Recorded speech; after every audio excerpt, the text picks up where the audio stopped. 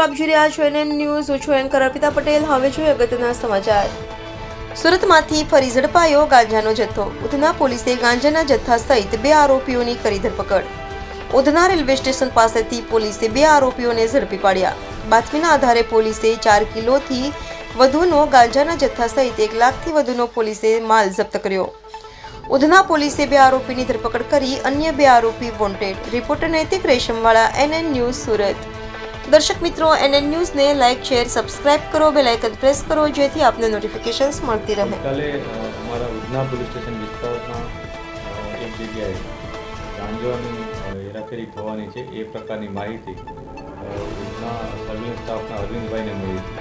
જે આધારે પોલીસે ત્યાં રેડ કરી અને એ જગ્યાએ તપાસ કરતાં 2 વ્યક્તિઓ મળી આવ્યા હતા, જેની પાસેથી ગાંજો મળી આવ્યો હતો. આશરે 14 કિલો જેટલો ગાંજો છે, જેની કુલ કિંમત આશરે 1,45,000 રૂપિયા થાય છે. એની સાથે 2 મોબાઈલ પોલીસે જપ્ત કર્યા છે. આ મોબાઈલની કિંમત 20,000 ગણવામાં આવી છે અને લગભગ 1,60,000નો મુદ્દામાલ પોલીસે રિકવર કર્યો છે.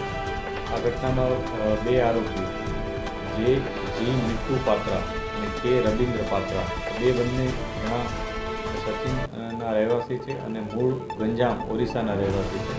તેઓ ઓરિસ્સાથી આવી રીતના ગાંજો લઈને આવનાર હોવાની માહિતી પોલીસને મળી હતી.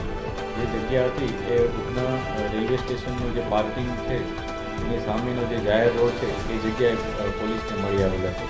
એ બાબતે પોલીસે ગુનો નોંધી અને આગળની કાર્યવાહી કરી છે. આ ઘટનામાં જે 2 વ્યક્તિઓ વોન્ટેડ છે, એકનું નામ કાલુ અને એક બાબુલા કરીને છે, એની તપાસ અત્યારે પોલીસ કરી રહી છે.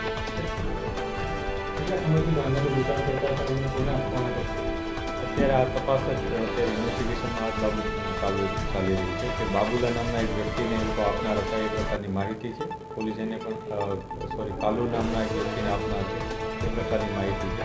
એને પણ અમે ઇન્વેસ્ટિગેટ કરી રહ્યા, કાલુની પણ શોધખોળ કરી રહ્યા છીએ. આ ઉપરાંત જે બંને આરોપીઓ છે એના માટેનો અમે ફર્ધર પોલીસ કસ્ટડી પણ માંગીએ છીએ. અત્યાર સુધી એનો કોઈ ગુનાહિત કેસ સામે આવ્યો નથી, પરંતુ અગાઉ કેટલી વાર એ લોકોએ આ પ્રકારે ગાંજાની અથવા અન્ય કોઈ ગેરકાયદેસર પદાર્થોની હેરફેર કરી છે. એની અત્યારે ઇન્ટ્રોગેશન કરી છે.